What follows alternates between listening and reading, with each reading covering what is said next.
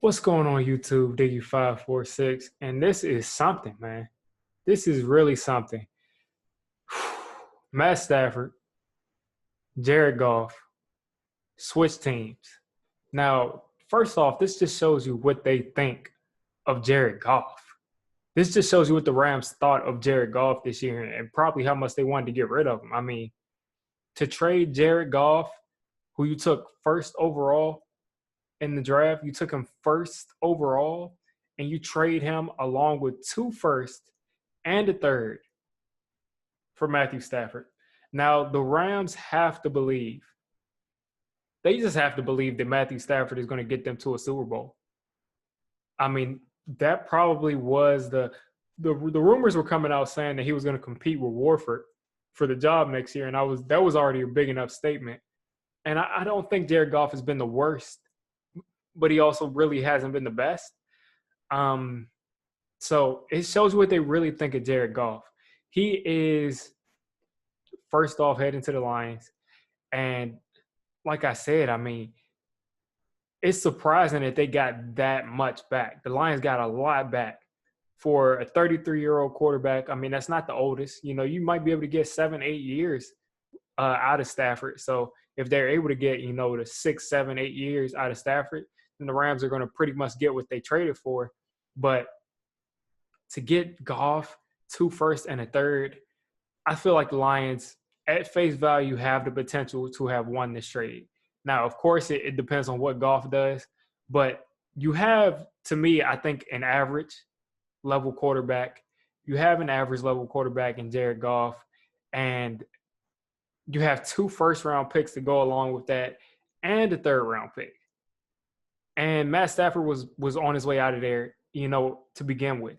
So that just really, I mean, I just don't know how they convinced them to take this trade. I mean, maybe the price got driven up by someone else, some other teams, but it also makes you think of the Deshaun Watson thing. But the biggest part of this trade is the fact that Matthew Stafford is going to the Rams. Now, the Rams have an amazing offense. With or without Jared Goff, with or without Warford, the Rams have an amazing offense.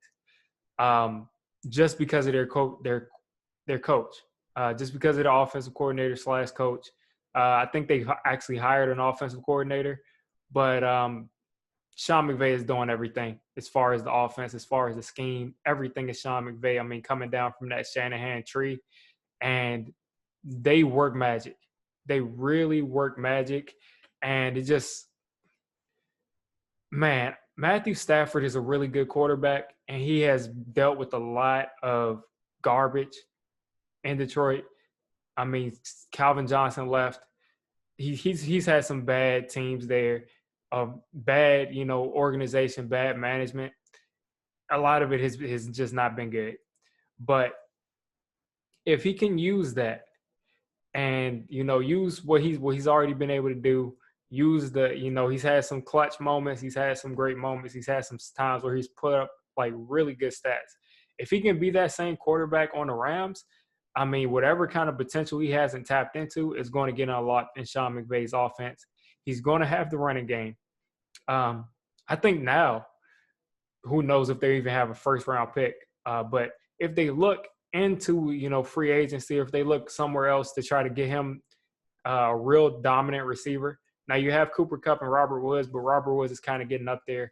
But if they get a real dominant receiver to go along with Cooper Kupp, that's going to be scary. I think Stafford is going to have that offense moving.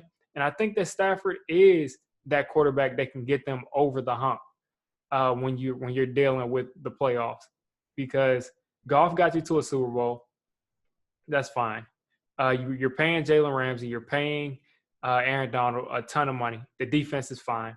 It seems like anybody who like comes in around that defense is going to be able to complement those two well. Those two are really dominant at 2 crucial levels of the defense, the pass rush and secondary. So you got the defense pretty much figured out as long as you keep those people and you continue to get those complementary pieces around them. And then when you worry about the offense, Matthew Stafford is going to really give them a boost, I believe. Now, their stats were pretty similar. I think they both were around 4,000 yards. Stafford had 26 touchdowns. He had 20. But I think that Stafford is going to be able to really utilize, um, the receivers, utilize the running game, utilize the entire offense probably a little bit better than Jared Goff. And his ceiling, this is a guy who was throwing for 4,900, 5,000 yards a couple of times. So he's very talented. I think he's a lot more talented than Jared Goff. And Jared Goff on the Lions, that's going to be something interesting to see. Can he revive his career there? How is that going to work out? Can he really do what he was supposed to do as a number one overall pick? Because I wouldn't call Jared Goff a bust. I mean, he's a bust in the sense that he didn't help the Rams win a Super Bowl, but he's been solid. I've never really looked at the Rams and said he's a horrible player. He's had some times where you're saying maybe if he played better, the Rams would be winning the Super Bowl, and maybe if he played better, whatever. Maybe if he played better this year, but he was hurt, they could have gone deeper into the playoffs.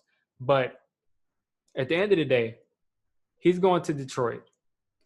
He's going to have 2 firsts and a third that are going to come in there and help him be a better player. You have to think they're going to bring back Kenny Golladay now. You have to support this guy because he's 6 years younger than Stafford, and you got to give him some tools. And he's going to have a lot to build around. So I think the Lions got a lot of value. The Lions got a lot of value out of this trade. But at the same time, the Rams got an upgraded quarterback. And we'll see if that was worth everything that they gave up. That's a lot that they gave up. So right now it looks like both teams came up, but the Lions look like they won that trade with all the value they got back.